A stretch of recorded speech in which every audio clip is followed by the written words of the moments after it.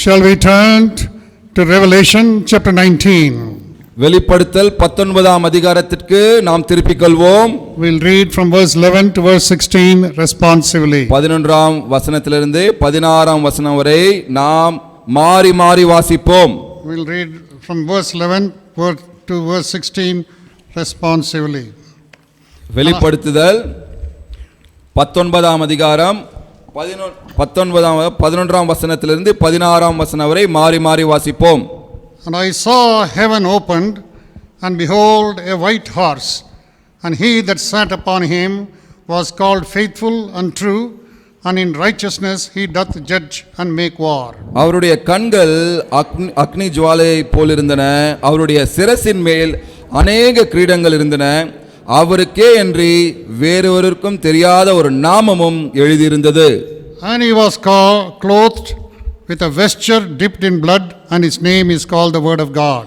பரலோகத்திலுள்ள சேனைகள் வெண்மையும் சுத்தமுமான மெல்லிய வஸ்திரம் தரித்தவர்களாய் வெள்ளை குதிரையின் மேல் ஏறி அவருக்கு பின் சென்றார்கள்.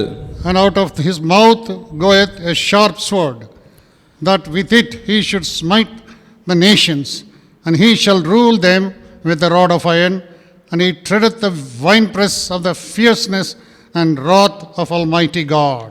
ராஜாதி ராஜா கர்த்தாதி கர்த்தா என்னும் நாமம் அவருடைய வஸ்திரத்தின் மேலும் அவருடைய தொடையின் மேலும் எழுதப்பட்டிருந்தது. May the Lord help us to understand his word. கர்த்தர் தாமே அவருடைய வசனத்தை புரிந்து கொள்ள உதவுவாராக. Shall we pray? ஜெபம் செய்வோம். Our loving heavenly Father, அன்புள்ள பரலோக பிதாவே, we thank you for bringing us into thy house. உம்முடைய வீட்டிற்கு அழைத்து வந்ததற்காக நன்றி. As we wait upon you to listen to thy word, உம்முடைய வசனத்தை கேட்க நாங்கள் உங்கள் மேல் காத்திருக்கும் பொழுது we pray that you cleanse us and help us to be tuned to thy throne of grace. நாங்கள் கழுவப்பட்டு சுத்திகரிக்கப்பட்டு உம்முடைய கிருபாசனத்திற்கு நாங்கள் இணைந்தவராய் இருக்க உதவி செய்யும். What word you have kept for us, may it come from thy presence. உம்முடைய பிரசன்னத்திலிருந்து எங்களுக்காக நீங்கள் வைத்த அந்த வசனம் எங்களுக்கு வெளிப்படுத்துங்கள் ஆண்டவரே. Our minds and our hearts may be tuned to thee Lord. எங்களுடைய மனதும் உள்ளமும் உங்களோடு இணைக்கப்படட்டும். Help us to know the things that you have kept for our lives. எங்களுடைய ஜீவனுக்காக நீங்கள் வைத்திருக்கிற காரியங்களை எங்களுக்கு வெளிப்படுத்தும். We give all the glory to you. எல்லா மகிமையும் உங்களுக்கு செலுத்துகிறோம். All those whom you have ordained may be here in time to receive the full blessings. நீங்கள் முன்குறித்து தெரிந்து கொண்ட அனைவரும் சரியான நேரத்திற்கு முழு ஆசீர்வாதத்தை பெற்றுக்கொள்ளுமாறு வரட்டும். Because we ask this in the mighty name Lord and Savior Jesus Christ. ஏனென்றால் இவையெல்லாம் கர்த்தராகிய இயேசு கிறிஸ்து நாமத்தில் கேட்டுக்கொள்கிறோம் பிதாவே. Amen. Amen. Many of you have been listening very carefully all these weeks about the second coming of our Lord Jesus Christ. பலர் நீங்கள் கர்த்தராகிய இயேசு கிறிஸ்துவின் வருகை பற்றி வாரந்தோறும் ஜாக்கிரதையாக கேட்டுக்கொண்டு வருகிறீர்கள். Last Sunday we saw about the Antichrist. கடந்த வாரம் அந்தி கிறிஸ்துவை பற்றி பார்த்தோம். Actually 2 Sundays we were looking at it. 2 வாரங்களாக பார்த்தோம். For many weeks we were thinking what is going to happen in the days to come according to God's word. கர்த்தருடைய வசனத்தின்படி பல வாரங்களாக நாம் தியானித்துக் கொண்டிருப்பது என்ன நடக்க போகிறது வருகிற காலங்களில் என்று. Now I told you that Antichrist is going to be a very powerful person on this earth, ruling not one nation but many nations. நான் உங்களிடம் சொன்னது அந்தி கிறிஸ்து மிகவும் அதிகாரத்தோடு வல்லமையோடு ஒரு தேசம் அல்ல பல தேசங்களை ராஜரீகம் பண்ணுவான் என்று சொன்னோம். Because many nations will be united and they will form the unity union, and then they will elect the Antichrist as to rule the whole earth. ஏனென்றால் தேசங்கள் அனைத்தும் ஒன்றாய் சேர்ந்து அந்தி கிறிஸ்து கீழாக அவர்கள் வந்து எங்களை ஆளுகை செய்யுங்கள் என்று அவரை ராஜரீகம் பண்ண செய்வார்கள். The sin will be abounding. அது பாவம் அதிகரிக்கும். The fear will increase. பயம் அதிகரிக்கும். We will be seeing that the people do not know what to do, but they will be under the authority of this one person Antichrist. ஜனங்களுக்கு என்ன செய்வதென்றே அறியாமல் இருப்பார்கள். ஆனால் அவர்கள் இந்த அந்தி கிறிஸ்துவின் அதிகாரத்தின் கீழ் இருப்பார்கள். They will be blasphemous against God. தேவனுக்கு எதிராக தேவ தூஷணம் செய்வார்கள். And they will not believe in the living God. ஜீவனுள்ள தேவனை விசுவாசிக்க மாட்டார்கள். They will always be talking against God's word and the living God. எப்பொழுதுமே தேவனுடைய வசனத்துக்கு எதிராகவும் தேவனுக்கு எதிராகவும் பேசிக்கொண்டே இருப்பார்கள். And those people who do not follow Antichrist, யாரெல்லாம் அந்தி கிறிஸ்துவை பின்பற்றாமல் இருக்கிறார்களோ they will be put to shame, they will be tortured, and then they will be killed. அவர்கள் கொடுமைப்படுத்தப்பட்டு அவமானப்படுத்தப்பட்டு கடைசியாக கொன்று போடப்படுவார்கள். This will be the condition of the people who will follow the Lord Jesus Christ. இயேசு கிறிஸ்துவை பின்பற்றுகிறவர்களுடைய நிலைமை இப்படிதான் இருக்கும். This is going to happen இது நடக்க போகிறது. because it's according to God's word. ஏனென்றால் கர்த்தருடைய வசனத்தின்படி எழுதப்பட்டது. We also saw during the time many people will trust in Jesus. நாம் இன்னொரு காரியத்தையும் பார்த்தோம். அந்த நேரத்தில் கூட பலர் இயேசு கிறிஸ்துவை விசுவாசிப்பார்கள் என்று. Now you have to listen very carefully. நீங்கள் மிகவும் ஜாக்கிரதையாக கேட்க வேண்டும். Because many orators that theologians are not able to understand these things properly. ஏனென்றால் இந்த காரியத்தை பல வேதாந்த சாஸ்திரிகளே சரியாக புரிந்து கொள்ள முடியவில்லை. They are so confused about all these things. இவைகளை பற்றி குழம்பி இருக்கிறார்கள். They will think that we are foolish and they are wise. அவர்கள் எண்ணுவது நாமெல்லாம் புத்தியினர், அவர்கள் மிகவும் புத்திசாலி என்று. But I am taking God's word as it is and I am trying to explain these things to you carefully. ஆனால் கர்த்தருடைய வசனத்தை இருக்கிற வண்ணமே எடுத்து உங்களுக்கு நான் விளக்க விரும்புகிறேன். Now we are living in the time of God, the grace. நாம் கிருபையின் காலத்தில் வாழ்ந்து கொண்டிருக்கிறோம். Again and again I am mentioning this word for you to understand very clearly. நான் மறுபடியும் நீங்கள் புரிந்து கொள்ள வேண்டும் என்று இந்த வார்த்தையை நான் சொல்லிக் கொண்டே இருக்கிறேன். Because ஏனென்றால் we are the only people living in these 2000 years or more who can receive this great salvation without paying any price. ஏனென்றால் நாம் மாத்திரமே இந்த 2000 ஆண்டுகளோ அதற்கு இன்னும் கொஞ்ச நாட்கள் இந்த பெரிய ரட்சிப்பை எந்த கிரயமும் செலுத்தாமல் பெற்றுக்கொள்ள கூடியவர்கள். In the Old Testament, பழைய ஏற்பாடில் they had to pay the price. அவர்கள் கிரயத்தை செலுத்த வேண்டியதாக இருந்தது. Without paying the price they could not get the salvation. அவர்கள் கிரயத்தை செலுத்தாமல் ரட்சிப்பை பெற்றுக்கொள்ள முடியாது. That's why it was so difficult for us to pay the price. அதற்காக தான் அந்த கிரயத்தை செலுத்துவது மிகவும் கடினமாக இருந்தது. Very few people were able to understand and accept and pay the price. வெகு சிலரே இதை புரிந்து கொண்டு ஏற்றுக்கொண்டு அந்த கிரயத்தை செலுத்த முடிந்தது. That means billions of people who lived, only a part of it, and not many who could follow those instructions according to the law of God. அந்த காலங்களில் கோடிக்கணக்கானோர் வாழ்ந்திருந்தாலும் வெகு சிலரே தேவனுடைய நியாய பிரமாணங்களின்படி வாழ்ந்து பின்பற்ற முடிந்தது. That's why they are the chosen ones. அதற்காக தான் அவர்கள் தெரிந்து கொள்ளப்பட்டவர்கள். And they are the law God's people. அவர்தான் தேவனுடைய ஜனங்கள். But God didn't want to see the multitudes perish like this. ஆனால் தேவன் இப்படிப்பட்ட திரளான ஜனத்தார் அழிந்து போக கூடாது என்று எண்ணினார். That's why in God the Father is a just God and he will not allow any sin to enter into his presence. ஏனென்றால் தேவ பிதா நீதியுள்ள தேவன் அவருடைய பிரசன்னத்தில் எந்த பாவத்தையும் பிரவேசிக்க விடமாட்டார். And that's why God sent his only begotten son. அதற்காக தான் அவருடைய ஒரே பேரான குமாரனை நமக்கு அனுப்பினார். Because his love for his own creation was so great. ஏனென்றால் அவருடைய சிருஷ்டிப்புக்கு அவருடைய அன்பு எவ்வளவோ பெரிதா இருந்தது. Now please listen carefully. தயவு செய்து கவனமாய் கேளுங்கள். We have our own families. நம்முடைய குடும்பங்கள் நமக்குண்டு. Our children. நம்முடைய பிள்ளைகள். We want our children to walk in the right path. சரியான வழியில் நடக்க வேண்டும் என்று நாம் எண்ணுகிறோம். We want our children to get all the blessings of God. எல்லா தேவனுடைய ஆசீர்வாதத்தையும் நம் பிள்ளைகள் பெற்றுக்கொள்ள வேண்டும் என்று எண்ணுகிறோம். And we teach them.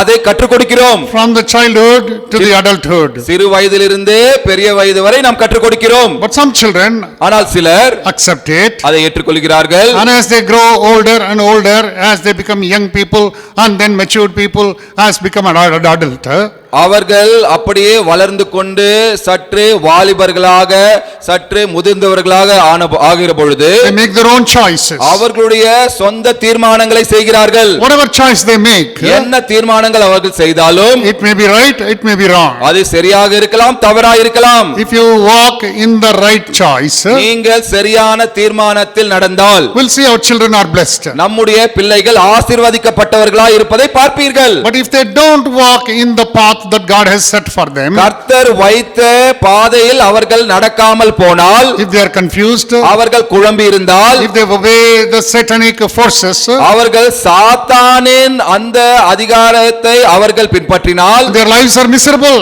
அவருடைய வாழ்க்கை மிகவும் கொடூரமாக இருக்கும். They are lost. அவர்கள் தொலைந்து போவார்கள். When they become adults, we cannot change them. அவர்கள் பெரியவர்களாக ஆன பிறகு அவர்களை நாம் மாற்ற முடியாது. That's why they become drunkards. They become all kinds of problems they get in. அதற்காக தான் வளர்ந்த பிறகு குடிகாரர்களாக எல்லா தவறான காரியங்களை செய்கிறவர்களாக அவர்கள் மாறுகிறார்கள். They become gamblers. அவர்கள் இந்த சூதாட்டம் ஆடுகிறவர்களாக, They get into all kinds of habits that destroy themselves and their families.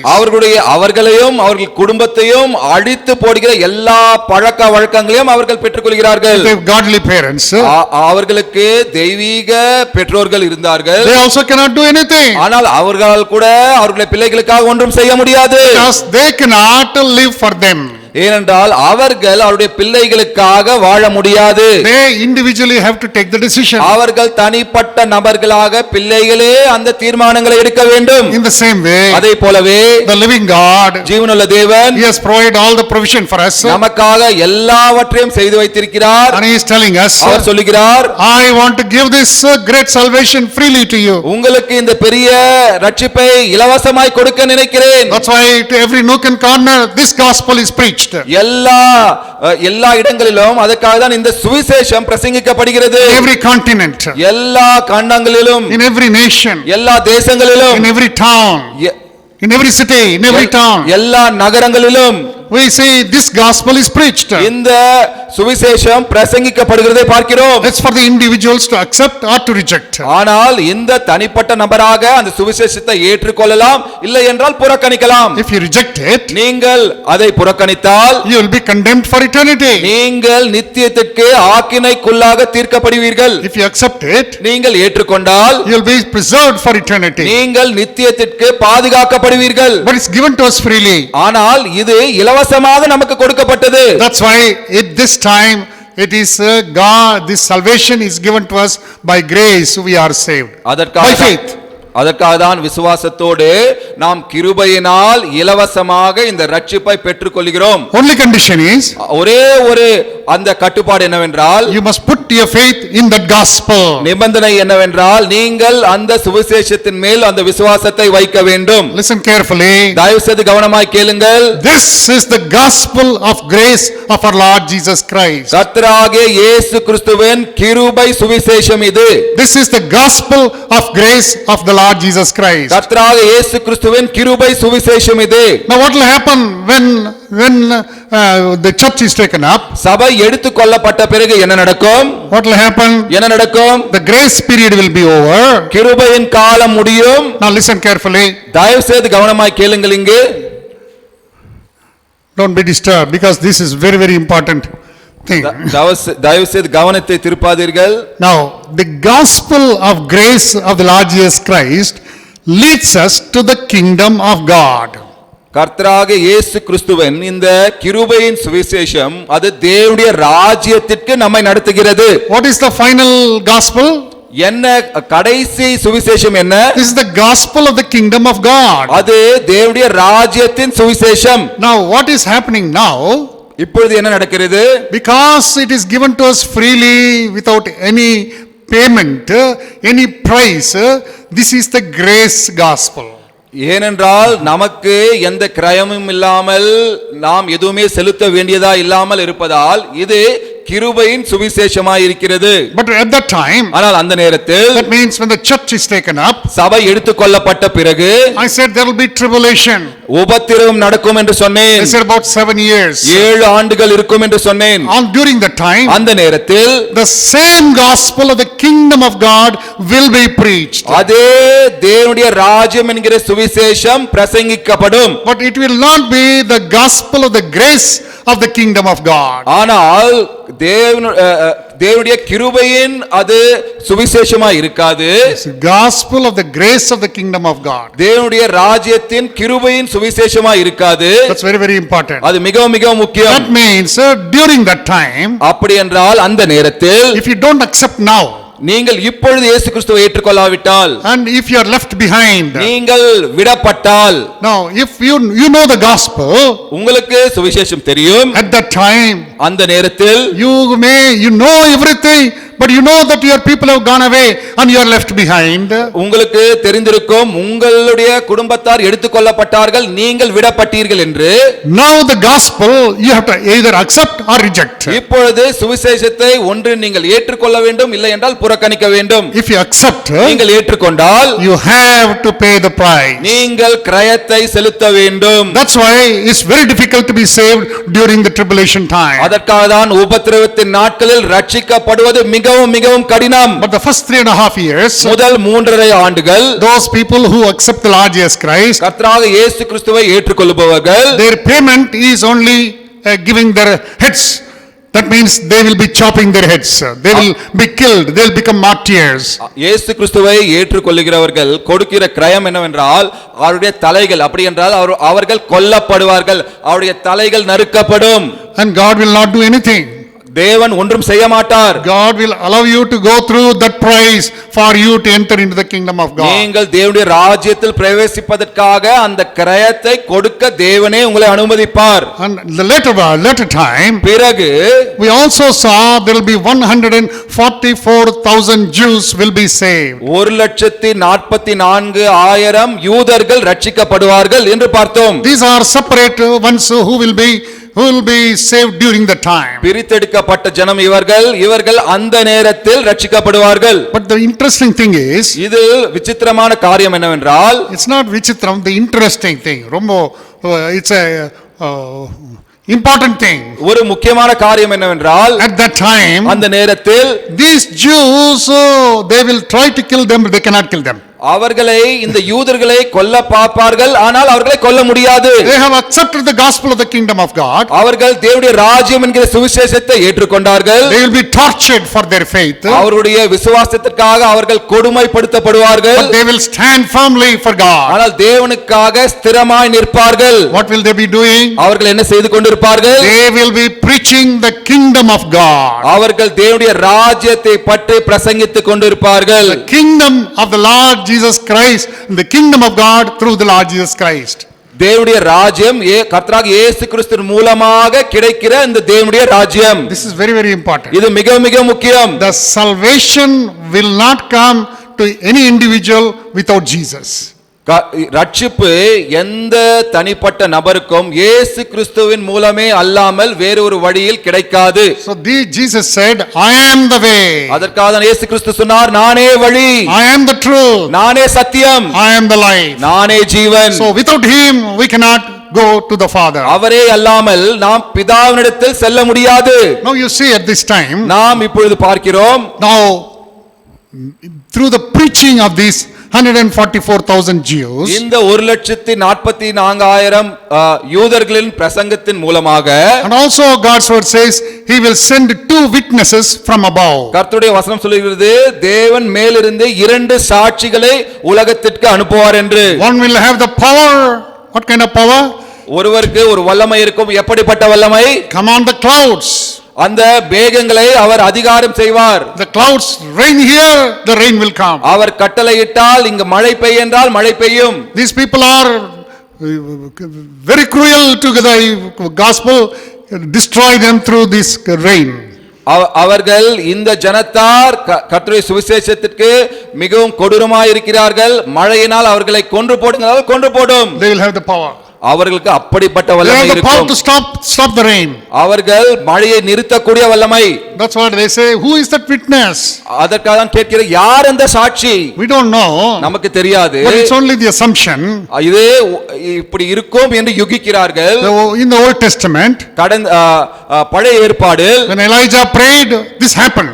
எலியா ஜெபித்த பொழுது இது நடந்தது. So we believe God may send, because Elijah is not on this earth. He is taken now, he is there in his presence. He will be sent down to do the same thing as his witness for God. நாம் எண்ணுகிறோம், எலியா இப்பொழுது உலகத்தில் இல்லை, அவர் பரத்திலிருந்து இங்கு அனுப்பப்பட்டு அவருடைய சாட்சியாக இங்கு வாழ்வார் என்று நம்புகிறோம். See, listen carefully.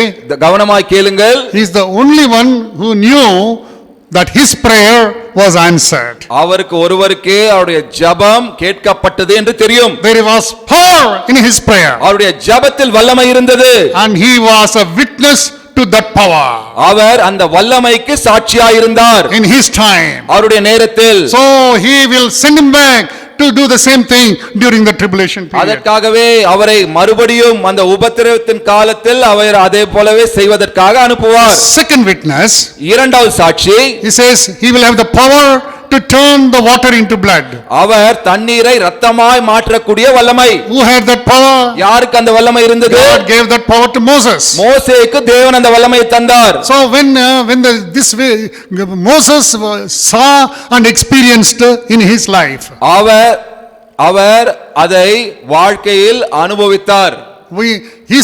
he has witnessed it. அவர் அதை பார்த்து அவர் அதை அனுபவித்தார். So he saw that this was happening before Pharaoh, the water was turned to blood. பார்வோன் மூலம் எதிராக அந்த ரத்தம், அந்த தண்ணீர் ரத்தமாய் மாறினதை அவன் கண்களால் பார்த்தான். When he struck the waters with his rod, the water became blood. அவருடைய தடியினால் அந்த தண்ணீரை அடித்த பிறகு அந்த தண்ணீர் ரத்தமாய் மாறினது. Not little blood. அது ஏதோ கொஞ்சம் ரத்தம் அல்ல. Rivers of blood was flowing. அது ரத்த ஆறாய் ஓடினது. It will be seen on that day. அந்த நாளில் கூட அதை போலவே பார்ப்போம். That's why these two witnesses will be the most powerful gospel preachers in that time. அதற்காக தான் இந்த இரண்டு சாட்சிகள் மிகவும் வல்லமையான சுவிசேஷத்தை பிரசங்கிப்பவர்களாய் இருப்பார்கள். They will be traveling all over the earth. உலகம் முழுவதும் அவர்கள் உலாவிக் கொண்டிருப்பார்கள். Like we had in our century, Dr. Billy Graham preached to thousands and lakhs of people. நம்முடைய நூற்றாண்டில் டாக்டர் பில்லி கிரஹாம் அவர் லட்சக்கணக்கானோருக்கு சுவிசேஷத்தை அறிவித்ததை போல அவர்களும் செய்வார்கள். Likewise many God servants God raised time to time. அதை போலவே காலகாலத்தில் தேவன் பல தேவனுடைய ஜனத்தாரை எழுப்பினார். During that time, அந்த நேரத்தில் when they preach, அவர்கள் பிரசங்கித்த பொழுது, அவர்கள் பிரசங்கித்த போது, பிரசங்கிக்கும் பொழுது, it's not past, it is going to happen. பிரசங்கிக்கும் பொழுது what will happen? என்ன நடக்கும்? Millions of people will come to know the Lord. லட்சக்கணக்கானோர் தேவனை அறிந்து கொள்வார்கள். That's why it says in those last days multitudes of the people will come to the kingdom of God. அதற்காக தான் கடைசி காலங்களில் திரளான ஜனத்தோர் தேவனுடைய ராஜ்யத்திற்குள் வருவார்கள் என்று. They will be tired of the rule of the antichrist. அந்திகிறிஸ்துவின் ஆளுகையில் அவர்கள் சோர்ந்து போயிருப்பார்கள். They listen to the truth. அவர்கள் சத்தியத்தை கேட்பார்கள். They say we are ready to die for the truth. நாங்கள் மரிக்கவும் ஆயத்தமாய் இருக்கிறோம் என்று சொல்வார்கள். That's why these are the people in those tribulation time who will be saved. அதற்காக தான் இவர்கள்தான் அந்த உபத்திரவத்தின் காலத்தில் ரட்சிக்கப்பட போகிறவர்கள். Antichrist அந்திகிறிஸ்து will be all powerful. அவன் அதிக வல்லமையோடு இருப்பான். Millions of people may be saved, but billions of people are following him. லட்சக்கணக்கானோர் ரட்சிக்கப்பட்டாலும் கோடிக்கணக்கானோர் அவரை பின்பற்றிக் கொண்டுதான் இருப்பார்கள். So what's happening here? என்ன நடக்கிறது இங்கு? He will be the all powerful person. அவன் ஒரு எல்லா வல்லமையும் கொண்டவனாயிருப்பான். So everybody must worship him. எல்லாரும் அவனையே ஆராதிக்க வேண்டும் என்று சொல்வான். If you don't worship him, அவரை நீங்கள் ஆராதிக்காவிட்டால் you will be put to death. நீங்கள் கொல்லப்படுவீர்கள். That is the climax. அதுதான் அதற்கு முடிவாயிருக்கும். He wants to take the place of God. தேவனுடைய ஸ்தானத்தை எடுத்துக்கொள்ள பார்ப்பான். Now the day of the Lord will come. அப்பொழுதுதான் கர்த்தருடைய நாள் வரும். And that time is the day of the Lord. அன்றுதான் கர்த்தருடைய நாள். On that day God's son will come down. அப்பொழுது தேவ குமாரன் இறங்கி வருவார். How will he come down? எப்படி அவர் வருவார்? Now you see, we are always thinking about the war at Armageddon. நாம் இந்த ஆர்மகெடான் அந்த யுத்தத்தை பற்றி யோசித்துக் கொண்டிருக்கிறோம். That means on this earth, இந்த உலகத்தில் there will be no forces who can attack the antichrist and its armies. அந்திகிறிஸ்துக்கு எதிராக போராடி ஜெயிப்பதற்கு எந்த சேனையும் இந்த உலகத்தில் இருக்காது. So they will be so powerful. அதற்காக அவர்கள் அவ்வளவு அதிகாரத்தோடு இருப்பார்கள். Now what will happen? என்ன நடக்கும் இங்கே? God will wait for that time. தேவன் அந்த நேரத்திற்காக காத்துக் கொண்டிருப்பார். According to Revelation chapter 19, வெளிப்படுத்தல் 19ஆம் அதிகாரத்தின்படி verse 11, 11ஆம் வசனத்தில் it says, I saw heaven opened. பரலோகம் திறந்திருக்க கண்டேன். He saw the heaven opened. பரலோகம் திறந்திருக்க கண்டேன். Now listen carefully. கவனமாய் கேளுங்கள். This is not the clouds opening. இது மேகங்கள் திறப்பதல்ல. The clouds are always traveling this side and that side. மேகங்கள் எப்பொழுதும் இங்கு அங்கு திரிந்து But கொண்டிருக்கிறது. the heavens are there. ஆனால் பரலோகம் அங்குதான் இருக்கிறது. Everybody is trying to sky the heavens. அந்த வானம். Yeah. So if you look up and look up and look up, you don't know where it is. ஆனால் நீங்கள் அந்த வானத்தை அண்ணாந்து பார்த்து கொண்டிருந்தால் அது எங்கு முடியுமோ என்று நமக்கு தெரியாது. We see these moon, sun, stars. They say they are billions of miles away from us. இந்த சந்திரன், சூரியன், நட்சத்திரங்கள் எல்லாம் நம்முடைய உலகத்திலிருந்து, பூமியிலிருந்து அது மிகவும் தூரமாக இருக்கிறது என்று சொல்கிறார்கள். Fastest rockets are taking lots of time to reach there. இந்த மிகவும் வேகமாக செல்லக்கூடிய ராக்கெட்டுகள் கூட அதிக காலம் எடுத்துக்கொள்கிறதாம். They have not yet gone to sun. அது இன்னும் யாரும் சூரியனிடம் செல்லவில்லை. Nobody can go there near that. யாருமே அங்கு செல்ல முடியாது. So they are all wondering about all these planets that are there. இந்த கிரகங்களை பற்றி அனைவருமே ஆச்சரியப்பட்டு கொண்டிருக்கிறார்கள். But God is going to come down far above those things. எல்லாவற்றிற்கும் மேலான ஒரு இடத்திலிருந்து தேவன் இறங்கி வர போகிறார். Now what he says? இங்க என்ன சொல்லப்பட்டிருக்கிறது? Behold a white horse. இதோ ஒரு வெள்ளை குதிரை. And he that sat upon him was called faithful and true. அதின் மேல் ஏறி இருந்தவர் உண்மையும் சத்தியம் உள்ளவர். What a great God. எவ்வளவு பெரிய தேவன். Who is this person? யார் இந்த தேவன்? This is the Lord Jesus Christ. இவர் கர்த்தராகிய இயேசு கிறிஸ்து. Behold, he says, behold, where is that? I saw heaven open and behold a white horse. பின்பு பரலோகம் திறந்திருக்க கண்டேன், இதோ ஒரு வெள்ளை குதிரை காணப்பட்டது. Now horse means they use those horses for the wars. குதிரை என்றால் அந்த குதிரையை யுத்தத்தில் பயன்படுத்துவார்கள். In the olden times, இந்த பழைய காலங்களில் any war only horses. யுத்தம் என்றாலே குதிரையில்தான். There are war horses. அது யுத்த குதிரைகள். That means they can cross anywhere, any obstacles. They can run so fast. They can be, they know how to, maneuver and run. எந்த கல்லையும் தாண்டி, எந்த கடினமான பாதைகளையும் தாண்டி ஓடக்கூடிய திறன் வாய்ந்த குதிரைகள். But today, ஆனால் இன்று we don't use horses. நாம் குதிரைகளை பயன்படுத்துவதில்லை. But this God is coming down in the horse. ஆனால் இந்த தேவன் குதிரையில் இறங்கி வருகிறார். And white horse. அதுவும் வெள்ளை குதிரை. Why this? What is he going to do? என்ன செய்ய போகிறார்? Now I have to go very fast to give you the message. Already I have preached in a little different way yesterday. You can hear that message also. And I want you to turn to 2 Thessalonians. இரண்டாம் தெசலோனிக்கருக்கு திருப்பிக் கொள்ளுங்கள். Chapter 7, 1. இரண்டாம் தெசலோனிக்கர் 1ஆம் அதிகாரம் verse 7 to 9. 7 இருந்து 9ஆம் வசனங்கள். இரண்டாம் தெசலோனிக்கர் 1ஆம் அதிகாரம் 7 இருந்து 9. We'll read it together please. அனைவரும் சேர்ந்து வாசிப்போம். 2 Thessalonians chapter 1. இரண்டாம் தெசலோனிக்கர் 1ஆம் அதிகாரம் 7 இருந்து 9. Let's read. Unto you தேவனை அறியாதவர்களுக்கும் நம்முடைய கர்த்தராகிய இயேசு கிறிஸ்துவின் சுவிசேஷத்திற்கு கீழ்ப்படியாதவர்களுக்கும் நீதியுள்ள ஆக்கினியை செலுத்தும்படிக்கு கர்த்தராகிய இயேசு தமது வல்லமையின் தூதரோடும் ஜுவாலத்து எரிகிற அக்கினியோடும் வானத்திலிருந்து வெளிப்படும் போது அப்படியாகும். அந்நாளிலே தம்முடைய பரிசுத்தவான்களின் மகிமைப்படத்தக்கவராயும் நீங்கள் எங்களுடைய சாட்சியை விசுவாசத்தின்படியினாலே உங்களிடத்திலும் விசுவாசிக்கிற எல்லாரிடத்திலும் ஆச்சரியப்படத்தக்கவராயும் அவர் வரும்போது. Now listen here. You compare Revelation 19:11 to this verse. நீங்கள் வெளிப்படுத்தல் 19ஆம் அதிகாரத்தை இந்த வசனத்தோடு ஒப்பிட்டு பாருங்கள். So when the Lord Jesus shall be revealed from heaven, கர்த்தராகிய இயேசு கிறிஸ்து அவர் வானத்திலிருந்து வெளிப்படும் பொழுது I saw heaven opened. பரலோகம் திறக்கப்பட்டதை பார்த்தேன். So the Holy Spirit of God has revealed it to John. Holy Spirit of God has revealed it to Paul the apostle. பரிசுத்த ஆவியானவர் அவர் பவுலுக்கும் பரிசுத்த ஆவியானவர் யோவானுக்கும் இதை வெளிப்படுத்தி இருக்கிறார். Now you see the Holy Spirit of God is writing these things.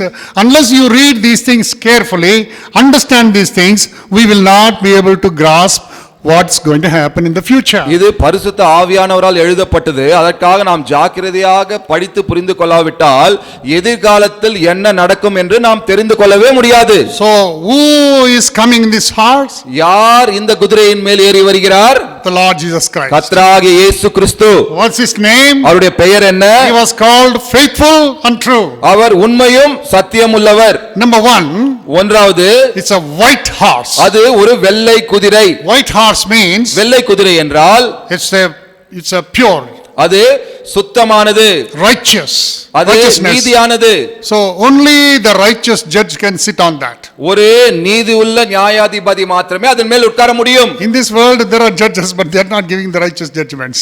இந்த உலகத்தில் கூட நியாயாதிபதிகள் இருக்கிறார்கள், அவர்கள் சரியான தீர்ப்பை கொடுப்பதில்லை. Because ஏனென்றால் they cannot understand what is right, what is wrong. ஏனென்றால் சரி எது தவறு என்று அவர்களால் புரிந்து கொள்ளவே முடியவில்லை. Many times they are confused. அவர்கள் குழம்பி இருக்கிறார்கள். With whatever knowledge, whatever understanding they have, with that only they can give the judgment. அவருடைய புத்தியிலும் ஞானத்திலும் புரிந்து கொள்ள காரியத்தை படி அவர்கள் தீர்ப்பை கொடுக்கிறார்கள். So many people who do not commit crime also have to go through the punishment. குற்றமே செய்யாதவர்கள் கூட இப்படிப்பட்ட தீர்ப்புகளால் தண்டிக்கப்படுகிறார்கள். Many people who commit the crime, they don't even pay the price.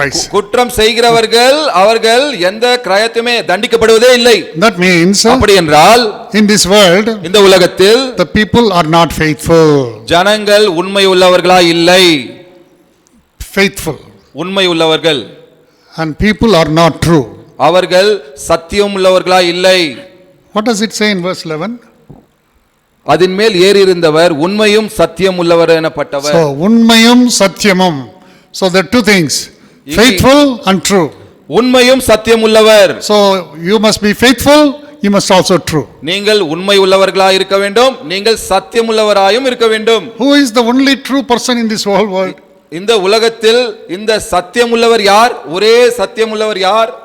None of us can say we are the truth. யாருமே நான் தான் சத்தியம் என்று சொல்லவே முடியாது. At one time or the other we always tell some lies. ஏதாவது எப்பொழுதாவது ஒரு பொய்யாவது சொல்லவே சொல்லுகிறோம். So when knowingly or unknowingly we tell. தெரிந்தோ தெரியாமலோ சொல்லுகிறோம். But Jesus is the only truth. ஆனால் தேவன் கர்த்தராகிய இயேசு கிறிஸ்து ஒருவரே சத்தியம். That's why I am the way, the truth. அதற்காக தான் நானே வழியும் சத்தியமும் என்று சொல்கிறார். And he is the faithful one. அவர்தான் உண்மை உள்ளவர். He gives a promise. அவர் ஒரு வாக்குத்தத்தத்தை செய்து and then he fulfills that promise. அதை நிறைவேற்றுகிறார். He makes a covenant. அவர் உடன்படிக்கை செய்து and he fulfills the covenant. அதை நிறைவேற்றுகிறார். So whatever he tells in his word, it's going to become reality. அப்படி என்றால் அவர் என்ன அவருடைய வசனத்தை சொல்கிறாரோ அது நிஜமாய் மாறும். It will happen. அது நிச்சயமாய் நடைபெறும். And what is he going to do? அவர் என்ன செய்ய போகிறார்? Number one, he is going to come in the white horse. முதலாவது அவர் ஒரு வெள்ளை குதிரை ஏறி வர போகிறார். Because he is the righteous one. ஏனென்றால் அவர்தான் நீதியானவர். In every war, எல்லா யுத்தத்திலும் the king, the prime minister, the president will be sitting in their own offices. இந்த ஜனாதிபதிகள், பிரதமர்கள், இந்த தலைவர்கள் அவர்களுடைய அந்த அலுவலகத்தில் தான் இருப்பார்கள். Even the major generals will be sitting in their offices. இந்த அதிபதிகள் கூட அவர்களுடைய அலுவலகத்தில் தான் இருப்பார்கள். Who will be in the war front? ஆனால் யார் இந்த யுத்தத்தில் முன்பாக இருப்பவர்கள்? These army, the general common people, because let them go and die, no problem. ஏனென்றால் இந்த சேனாதிபதிகள் தான் முன்பு இருப்பார்கள் என்றால் அவர்கள் மரித்தாலும் அது சரி என்று. That's how the wars take place. அப்படிதான் யுத்தங்கள் நடைபெறுகிறது. But that time, ஆனால் அந்த நேரத்தில் who is going to come? யார் வரப்போகிறார் முன்பு? He is the commander in chief. அவர்தான் இந்த சேனாதிபதி. He is the Lord. He is the Lord. அவர்தான் நம் தேவன். He is coming in front. அவர் முன்பாய் வருகிறார். And all the forces, the army of God's people will be coming along with him. தேவனுடைய எல்லா சேனைகளும் அவர் பின்பாக வரும். He will be only one who will be fighting. அவர் ஒருவரே இந்த யுத்தத்தில் யுத்தம் செய்ய போகிறவர். When I was reading this, இதை நான் வாசித்துக் கொண்டிருந்தேன். I was thinking in my mind, நான் என்னுடைய மனதில் எண்ணிக்கொண்டிருந்தேன், Lord, I don't know how to ride on a horse.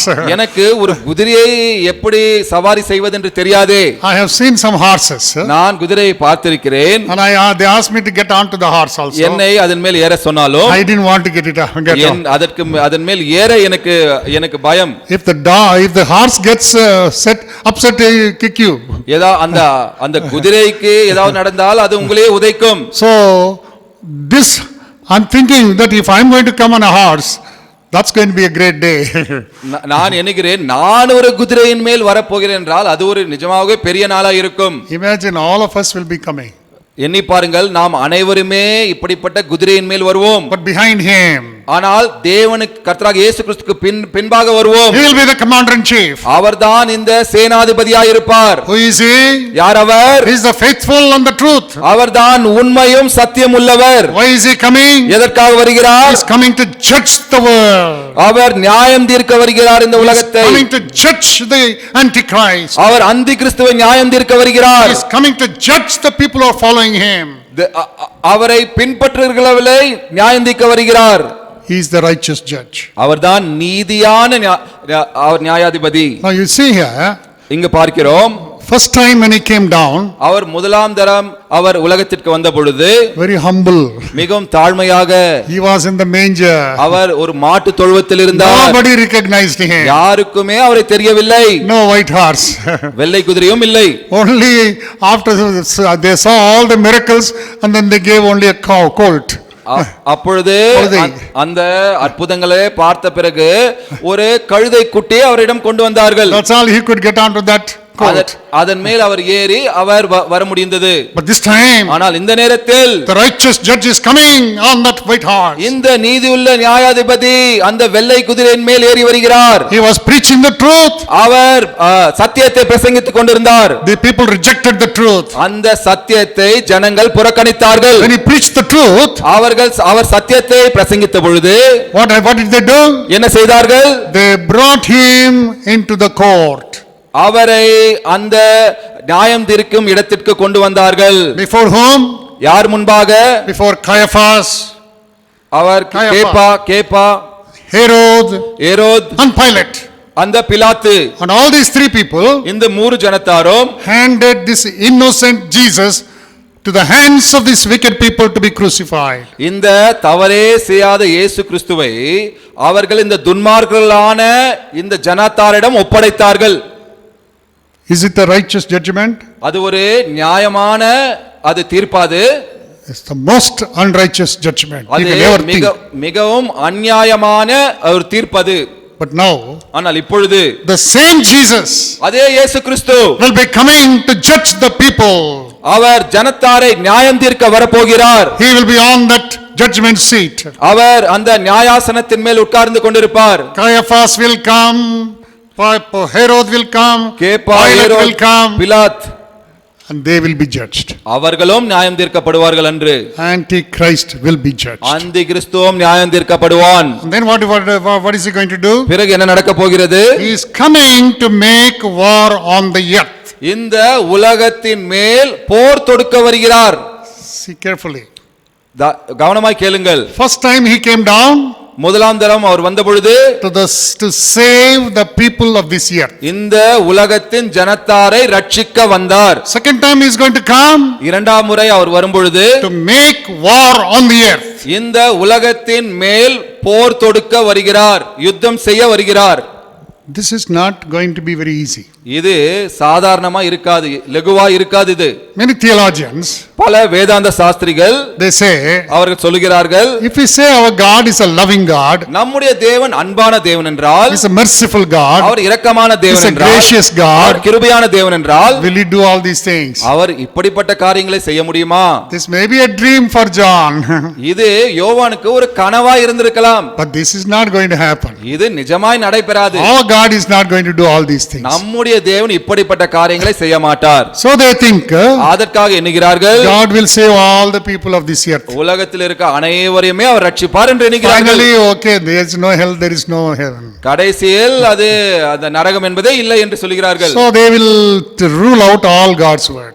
கர்த்தருடைய வசனத்தை எல்லாம் இல்லை என்று சொல்கிறார்கள். People so easily believe those things. இவைகளை கூட சில ஜனத்தார் நம்புகிறார்கள். Because the devil will make them to believe the lies. ஏனென்றால் பிசாசானவன் பொய்யை விசுவாசிக்கும்படி அவர்களை மாற்றுகிறான் செய்கிறான். But you know, ஆனால் உங்களுக்கு when தெரியுமா, he comes back, ஆனால் அவர் வரும்பொழுது still God's people will be there. No, those who believed in him, அவரை who are ready to pay the price. அந்த கிரயத்தை செலுத்த ஆயத்தமாய் தேவனுடைய ஜனத்தார் இருப்பார்கள் அன்று. And the multitudes of the army is coming behind him. அவர் பின்பாக இந்த திரளான ஜனத்தார் சேர்ந்த சேனைகள் வருகிறது.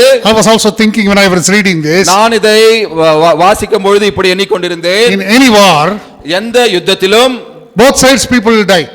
இரண்டு ஜனத்தாரும் இரு பக்க ஜனத்தாரும் மரிப்பார்கள்.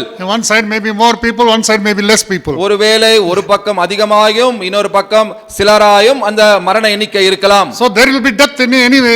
If there is a real war, there will be death in both sides. ஆனால் யுத்தம் என்றால் இரு பக்கமும் மரணங்கள் நிகழும். But that time, ஆனால் அந்த நேரத்தில் will anybody die from this side? யாராவது இயேசு கிறிஸ்துவின் பக்கத்தில் இருப்பவர்கள் மரிப்பார்களா? Will they die? யாராவது Because மரிப்பார்களா? it's a warfare. ஏனென்றால் அது ஒரு போர், யுத்தம், தெரிந்து கொள்ளுங்கள். So he is a very powerful enemy. ஏனென்றால் அந்த சத்துரு மிகவும் வல்லமையானவன். Antichrist is not an ordinary person. அந்தி கிறிஸ்து ஒரு சாதாரண மனிதன் அல்ல. He is almost like having the power, the almost like God has given him the power. தேவனை போலவே என்று தேவனுடைய வல்லமை பெற்றவன் அவன். So that's why he's been given the power. அந்த வல்லமை அவருக்கு கொடுக்கப்பட்டது. Such a powerful person. அப்படிப்பட்ட வல்லமையானவன் He is fighting. அவன் தேவனுக்கு எதிராக போராடுகிறான். You know, we have a wonderful example. நமக்கு ஒரு நல்ல எடுத்துக்காட்டு உண்டு. Not even one person will die.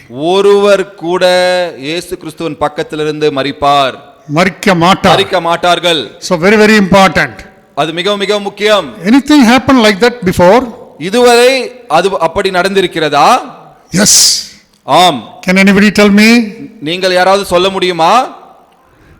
The forces of Pharaoh were chasing the Israelites when Moses was leading them. அந்த பார்வோனின் சேனைகள் இந்த எகிப்திலிருந்து புறப்பட்ட இஸ்ரவேலரை பின்தொடர்ந்து வந்தார்கள். And now they are right behind them. They are very powerful. They can easily kill everybody. இப்பொழுது அவர்கள் பின்தொடர்ந்து இருக்கிறார்கள்.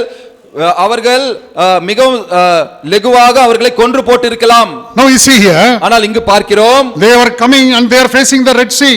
அவர்கள் இந்த சிவந்த சமுத்திரத்தை எதிர்நோக்கி கொண்டிருக்கிறார்கள். Now the death is certain. அவர்களுக்கு மரணம் நிச்சயமாய் turn back, they are going to kill them. அவர்கள் பின் திரும்பினால் எகிப்தியர்கள் அவர்களை நோக்கி வந்து கொண்டிருக்கிறார்கள். Go forward, the Red Sea will swallow them. முன் செல்ல பார்த்தால் அந்த சமுத்திரத்தில் அவர்கள் மரித்து விடுவார்கள். God said, ஆனால் தேவன் சொன்னார், strike. அடி அதை.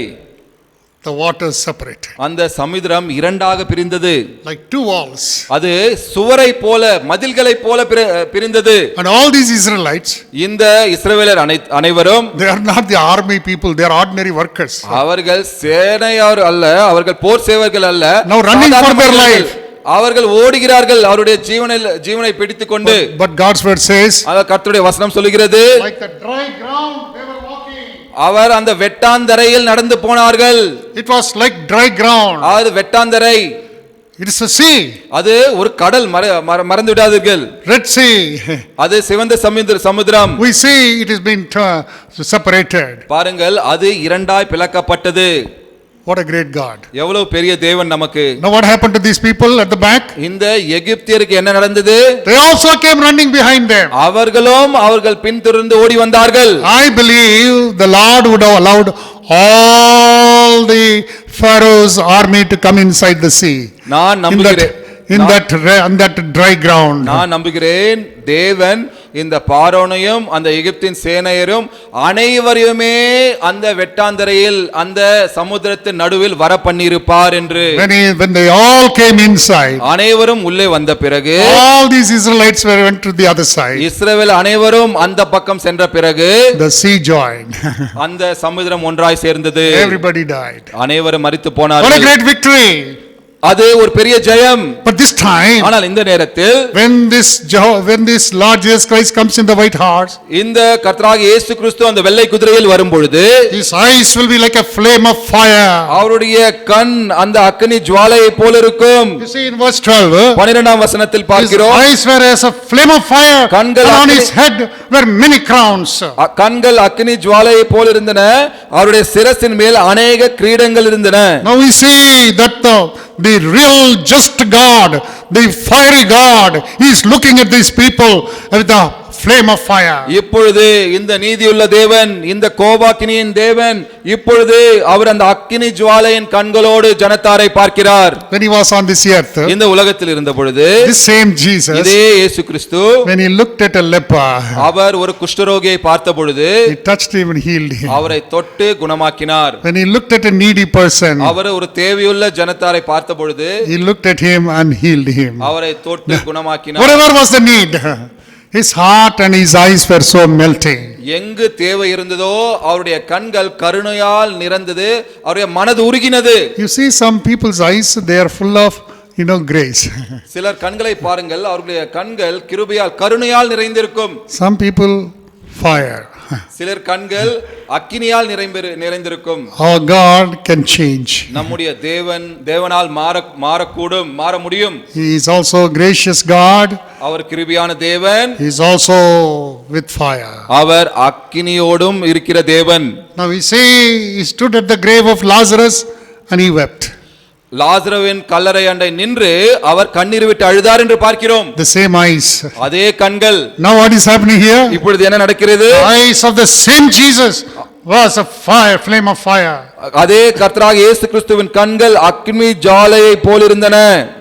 Now when he went before all these kings, இந்த ராஜாக்கள் முன்பாக அவர் சென்ற பொழுது King Pharaoh, இந்த பார்வோன், Pilate, பிலாத்து, they were all wearing crowns. அவர்கள் அனைவருமே இந்த கிரீடங்களை சூடி இருக்கிறார்கள். One crown only. ஒரு கிரீடம் தான். Now it says here, ஆனால் இங்கு சொல்லுகிறது, his head were many crowns. அவருடைய சிரசின் மேல் அநேக கிரீடங்கள். He will be bedecked with many crowns. அவருடைய சிரசின் மேல் அநேக கிரீடங்கள். Now why? ஏன்? He is the King of Kings. ஏனென்றால் அவர் ராஜாதி ராஜா. He is not just one king. அவர் ஒரு ராஜா அல்ல, அவர் He is the King of Kings. Our Rajathi Raja. He will come. He comes with a name. அவர் ஒரு நாமத்தோடு வருகிறார். What's his name? என்ன நாமம்? What is his name? அவருடைய நாமம் என்ன? You read? இப்பொழுது வாசித்தோம் நாம். Anybody can say?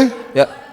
The word of God. தேவனுடைய வார்த்தை. In the beginning was the word, and the word was with God, and the word became flesh. ஆதியிலே வார்த்தை இருந்தது, அந்த வார்த்தை தேவனோடு இருந்தது, வார்த்தை தேவனாய் இருந்தது, அந்த வார்த்தை மாமிசத்தில் பிறந்தது என்று பார்க்கிறோம். Now this same word is coming down in the white horse. இப்பொழுது அதே வார்த்தை இந்த வெள்ளை குதிரையின் மேல் ஏறி வருவதை பார்க்கிறோம். This word is not ordinary. இது வார்த்தை சாதாரணமான வார்த்தை அல்ல. His eyes are bedecked, his eyes are now with fire. இப்பொழுது அவருடைய கண்கள் அக்கினி ஜுவாலையாய் நிரம்பி இருக்கிறது. With one word he can smash the whole army. அவர் ஒரு வார்த்தையில் எல்லா சேனைகளையும் அழித்து போடலாம். Now we say he comes with a name. அவர் ஒரு நாமத்தோடு வருகிறார். What is his name? என்ன நாமம்? The word of God. தேவனுடைய வார்த்தை. He comes clothed with a vesture dipped in blood. Our 14th verse. 14ஆம் 13th verse. 13ஆம் வசனம், இரத்தத்தினால் தோய்க்கப்பட்ட வஸ்திரத்தை தரித்திருந்தார். What is that blood? என்ன இரத்தம் அது? The blood that was shed on the cross of Calvary. Kalvari சிலுவையில் சிந்தின அந்த இரத்தம். With that blood, அந்த இரத்தம் stained in his white raiment, அந்த வெண்மையான வஸ்திரம் அந்த இரத்தத்தினால் தோய்க்கப்பட்டிருந்தது, நிரம்பி இருந்தது. with a vesture dipped in blood. இரத்தத்தினால் தோய்க்கப்பட்ட வஸ்திரம். So it will be on him. அந்த அவர் மேல் இருக்கும். He will be called the word of God. அவருடைய நாமம் தேவனுடைய வார்த்தை என்பதே. He comes to smite the nations. அவர் இந்த ஜனத்தாரை அழித்து போட வருகிறார். Now you see here, இங்கு பார்க்கிறோம், what does it say, the word? His sword is coming from where? அவருடைய வசனம் எங்கிருந்து வருகிறது? The word, the sword. இந்த பட்டயம் எங்கிருந்து வருகிறது? From where is it coming? எங்கிருந்து வருகிறது? The sword, verse 15. 15ஆம் வசனம், Out of his mouth goeth a sharp sword, that with it he should smite the nations. புறஜாதிகளை வெட்டும்படிக்கு அவருடைய வாயிலிருந்து கூர்மையான பட்டயம் புறப்படுகிறது. Now you see, இப்பொழுது பாருங்கள், I want to tell you two things, very important. இரண்டு முக்கியமான காரியங்களை உங்களுக்கு சொல்ல விரும்புகிறேன். Listen carefully. தயவு செய்து கவனமாய் கேளுங்கள். In those days they used horses. அந்த காலத்தில் For war. குதிரையை பயன்படுத்தினார்கள். Those horses can only go on the road, on anywhere on the earth. அவர்கள் அந்த குதிரைகள் இந்த உலகத்தின் மேல் தான் செல்ல முடியும். They cannot fly. அதனால் அது பறக்க முடியாது. But today, ஆனால் இன்று what kind of equipment we have? எப்படிப்பட்ட கருவிகள் நம்மிடம் உண்டு? We have war planes. நமக்கு யுத்த விமானங்கள் உண்டு. We have warships. யுத்த கப்பல்கள் உண்டு. What is the latest one we are very proud of? நாம் மிகவும் பெருமைப்படுகிற யுத்த விமானம் நம்மிடம் இருப்பது என்னது? Anybody can say? Huh?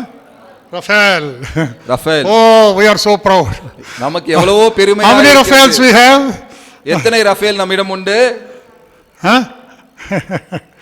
Only few. Huh? It took long time to come from Paris to India. பாரிஸிலிருந்து இந்தியாவுக்கு வருவது அதிக நேரம் எடுத்துக்கொண்டது. They are the best in the whole world. இந்த உலகத்திலேயே மிகவும் சிறந்தது அது. The bombs can go out to many hundreds and thousands miles. அந்த குண்டுகளை எவ்வளவு மைல்கள் தூரம் அதன் மூலமாக நாம் சென்று போட முடியும். They are very fast. மிகவும் வேகமாக செல்லும். But their speed is now so many hours it has to take to come here. It can go up and come down, that's all. அது எங்கு செல்ல வேண்டுமோ அது வேகமாக சென்று மறுபடியும் வர வேண்டும். But Jesus don't have all these aircrafts. ஆனால் கர்த்தராகிய இயேசு கிறிஸ்துவிடம் இந்த யுத்த விமானங்கள் எல்லாம் இல்லை. He only has that horse. அவரிடம் அந்த குதிரை தான் உண்டு. He must have already started to come here, I think. ஒருவேளை அவர் வர இப்பொழுதே தொடங்கி இருப்பாரோ என்று எண்ணுகிறேன். Is it true? அது நிஜமா அது? Oh, that day the heavens will be opened. அன்று அந்த பரலோகம் திறக்கப்படும். That horse has no engines. அந்த குதிரைக்கு என்ஜின்கள் இல்லை. With one word from heaven down in minutes, in few seconds he will be here. ஒரு வார்த்தையில் சில நொடிகளில் அது பரலோகத்திலிருந்து பூமிக்கு வரும். Now when you record these messages, இந்த மெசேஜ்கள் எல்லாம் நீங்கள் ரெக்கார்ட் செய்யும் பொழுது, or when you use these media to communicate to other people, to talk, மற்றவர்களோடு பேசுவதற்கு நீங்கள் இந்த மீடியாவை பயன்படுத்தும் பொழுது, when I say the word here, it takes few seconds, afterwards only you can hear that word there. நான் ஒரு வார்த்தை இங்க பேசினால் இதை பார்ப்பவர்களுக்கும் கேட்பவர்களுக்கும் சில நொடிகளுக்கு பிறகே சென்றடையும். Otherwise they immediately they cannot. அப்படி என்றால் உடனடியாக நான் பேசுவது அவர்களுக்கு கேட்காது. But when these heavens are open, அந்த பரலோகம் திறக்கப்படும் பொழுது, when he comes down, அவர் இறங்கி வரும் பொழுது, every eye will see him. எல்லா கண்களும் அவரை பார்க்கும். Every knee shall bow down. எல்லா முழங்காலும் முடங்கும். Every tongue, every nation will look at him. எல்லா நாவும் எல்லா தேசமும் அவரை பார்க்கும். King of kings and the Lord of lords is coming down. ராஜாதி ராஜா கர்த்தாதி கர்த்தா இறங்கி வருகிறார். Judge this world. இந்த உலகத்தை நியாயம் தீர்க்க வருகிறார். Judge the antichrist. அந்திகிறிஸ்துவை நியாயம் தீர்க்க வருகிறார். When he comes, he will rule the nations. அவர் வந்து தேசங்களை ராஜரீகம் பண்ண போகிறார். How is he going to rule? எவ்வாறு ராஜரீகம் பண்ண போகிறார்? The rod of iron. அவர் ஒரு இரும்பின் தடியை வைத்து, not ordinarily. அது ஒரு சாதாரண அது காரியம் அல்ல. He is the loving God. அவர் அன்புள்ள தேவன் He is தான். the gracious God. அவர் இரக்கமான தேவன் தான். He is the merciful God. அவர் கிருபையான தேவன் தான். His love was so great it could take him to the cross of Calvary. அவருடைய அன்பு பெரிதா இருந்தது, கல்வாரி சிலுவையிடம் சென்றார் அவர். That day, ஆனால் அந்த நாள் everything will be changed. எல்லாம் மாறிவிடும். But we will be on his side. ஆனால் நாம் அவர் பக்கம் இருப்போம். If you are a child of God, நீங்கள் தேவனுடைய பிள்ளை என்றால் what a great privilege. எவ்வளவு பெரிய ஸ்லாக்கியம் இது. What a great honor. எவ்வளவு பெரிய கனம் இது. He has revealed himself to us. அவர் தன்னை தானே நம்மிடம் வெளிப்படுத்திக் கொண்டார். He is showing all this truth to us. இந்த சத்தியங்களை எல்லாம் நமக்கு காண்பித்துக் கொண்டிருக்கிறார். What a great God we have. எவ்வளவு பெரிய தேவன் நமக்கு. He is going to judge the world in Isaiah 63 verse 3. Can you read it? ஏசாயா 63 அதிகாரம் 3 வசனத்தில் நாம் அனைவரும் எடுத்து வாசிப்போம். ஏசாயா 63 மூன்றாம் வசனம். Let us read that verse together. அந்த ஒரு வார்த்தையை அனைவரும் சேர்ந்து வாசிப்போம். ஏசாயா 63:3. I have trodden the நான் winepress ஒருவனாய் alone, ஆலயத்தை மிதித்தேன், and of the people ஜனங்களில் there was ஒருவனும் none என்னோடு with இருந்ததில்லை. me. For I will நான் tread N them in கோபத்திலே mine anger அவர்களை and மிதித்து trample N them in my உக்கிரத்திலே fury. அவர்களை நசுக்கி போட்டேன். And their அதனாலே blood shall be அவர்கள் sprinkled ரத்தம் upon என் my garment, வஸ்திரங்களின் மேல் and I தெரித்தது, will stain all N my உடுப்பை எல்லாம் கரைப்படுத்திக் கொண்டேன். Now you see Revelation chapter 14, இப்பொழுது வெளிப்படுத்தல் 14ஆம் அதிகாரத்தை பாருங்கள். verse 20. 20ஆம் வசனம். வெளிப்படுத்தல் 14ஆம் அதிகாரம் 20ஆம் வசனம். Shall we read that? அனைவரும் சேர்ந்து வாசிப்போம். வெளிப்படுத்தல் 14ஆம் அதிகாரம் 20ஆம் வசனம். And the winepress நகரத்திற்கு was புறம்பே trodden உள்ள without அந்த a ஆலை city, and blood came out of the winepress, அது and மிதிக்கப்பட்டது. even into the அந்த horse bridles ஆலையிலிருந்து by the space of 1100 1,600 furlongs. You see how long that blood will be flowing. பாருங்கள், அந்த ரத்தம் எவ்வளவு தூரம் புறப்பட்டு போகும் என்று பாருங்கள். See, winepress means this fruit, the wine goes into that, it will crush and the juice will come out. இந்த திராட்சை ஆலயம் என்றால் அந்த திராட்சை உள்ளே சென்று அது மிதிக்கப்படும் பொழுது இந்த திராட்சை அந்த அந்த அந்த பானம் வருகிறது.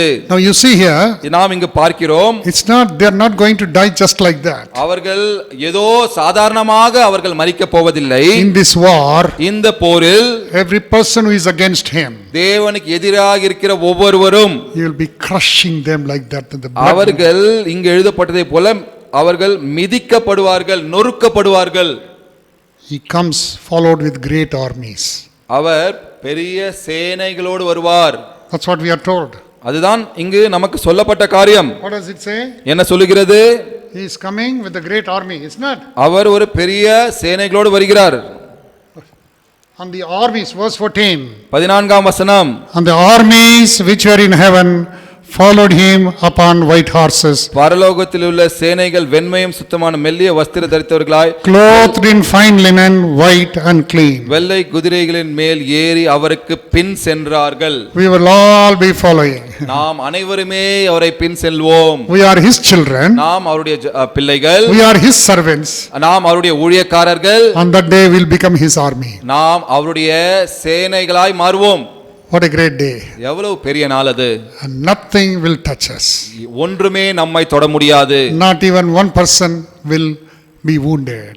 ஒருவரும் காயப்பட மாட்டார்கள். Not only die, not will be wounded. மரணத்தை விடுங்கள், நமக்கு காயம் கூட நேரிடாது. So pure and white will be there. ஏனென்றால் அவ்வளவு சுத்தமும் வெண்மையும் உள்ளவராயிருப்போம். And then I will talk about the battle of Armageddon next Sunday. நான் இந்த ஆர்மகெடான் அந்த போரை பற்றி நான் வருகிற சனிக்கிழமை பேசுகிறேன். Sunday, whenever it is. எப்பொழுது பேசுகிறோமோ அப்ப பேசுகிறேன். So we want you to understand these things carefully. இவையெல்லாம் நீங்கள் சரியாக புரிந்து கொள்ள வேண்டும் என்று உங்களை கேட்டுக்கொள்கிறேன். You are a child of God. தேவனுடைய பிள்ளையாக, if you are a child of God, நீங்கள் தேவனுடைய பிள்ளை என்றால், if you belong to this God, நீங்கள் இந்த தேவனை சார்ந்தவராய் இருந்தால், if you have come in his presence, நீங்கள் அவருடைய சமூகத்திற்கு வந்திருந்தால், he is not just an ordinary God. இவர் ஒரு சாதாரணமான தேவன் அல்ல. He is not an image. அவர் ஒரு சாயல் அல்ல. He is the word of God. அவர் தேவனுடைய வார்த்தை. He has revealed himself to us.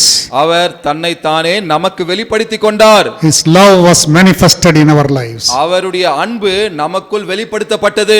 We have experienced him. அதை நாம் அனுபவித்திருக்கிறோம். How can we not worship him? எப்படி அவரை நாம் ஆராதிக்க கூடாமல் இருக்க முடியும்? Shall we all kneel down in God's presence? அவருடைய சமூகத்தில் நாம் அனைவருமே முழங்காலில் இருப்போமா? Shall we all kneel down and worship the Lord? நாம் அனைவருமே முழங்காலிலிருந்து அவரை ஆராதிப்போமா? அனைத்துக்காகவும் ஜெபியுங்கள். Shall we pray? நாம் செய்வோம். Our loving Heavenly Father, we thank you for giving us this wonderful privilege to come to thy throne of grace, listen to thy word, worship you in spirit and in truth, take part in the Lord's table. And thank you, Lord, for anyone if we have taken unworthily, we pray that your grace and mercy be shown to us and help us to be clean before you. We bind the powers of darkness. Let not any virus touch our bodies. Our church may be protected. All our brothers and sisters and the youth may be bold and they may be able to come back to church and we may be powerful witness for our Lord. You are coming back soon and help us to be prepared for that. We thank you for the word of God that is being released. May it bring forth much fruit for thy glory. And we pray for sick and suffering, senior members of our church, those who are in need, provide them, undertake for them. Those who do not have jobs, they may be given the jobs. Because we ask this in Jesus' precious name. Amen. Now may the grace of our Lord Jesus Christ, the love of the Father, fellowship of the Holy Spirit be with us all now and forevermore. Amen.